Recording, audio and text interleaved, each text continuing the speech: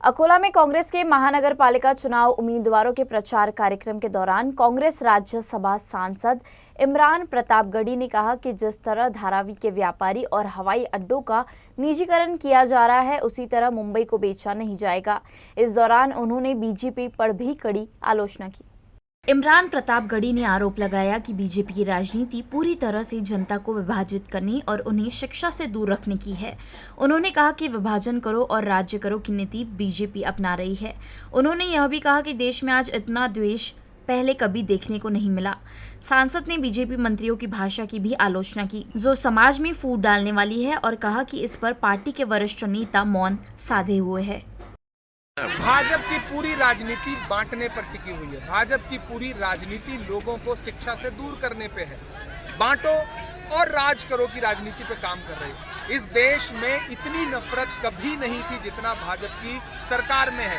भाजपा के मंत्री, संवैधानिक पदों पर बैठे हुए लोग संविधान की शपथ लेकर के, डॉक्टर बाबा साहब अम्बेडकर के लिखे हुए संविधान की कसम खा करके पद पर बैठे हुए मंत्री जिस तरह की बांटने वाली भाषा बोलते हैं, और उस पर भाजपा के नेताओं की चुप्पी कितनी शर्मनाक है।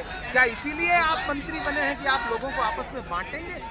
जिस तरह से उद्योगपतियों को धारावी को बेचा जा रहा है, जिस तरह से तमाम महाराष्ट्र के एयरपोर्ट बेचे जा रहे हैं चंद उद्योगपतियों को, तो उद्धव ठाकरे जी जो बात कह रहे हैं उससे ज्यादा इम्पोर्टेंट वो एक बात और कहते हैं कि हम महाराष्ट्र में मुंबई को उद्योगपतियों को बिकने नहीं देंगे। हम चाहते हैं कि महाराष्ट्र के लोगों का है, मुंबई के लोगों की है, उसको किसी उद्योगपति को ना बेचा जाए। और नरेंद्र मोदी जी की सरकार, फडणवीस की सरकार इस कोशिश में लगी हुई है, लेकिन हम बेचने नहीं देंगे। सबसे महत्वपूर्ण है अकोला में अकोला के लोकल मुद्दे। हाउस टैक्स के नाम पे लोगों की जेब से पैसा लूट रही है भाजपा की सरकार। यहाँ पानी की समस्या है, 3-3 दिन में 2-2 घंटे पानी आता है। लोगों की आम समस्याएं हैं ये। आमदार जितना काम कर सकता है अपक्ष में, विपक्ष में रह के काम कर रहा है। अगर लोकल सरकार बनेगी तो यहाँ ज्यादा बेहतर काम हो सकता है।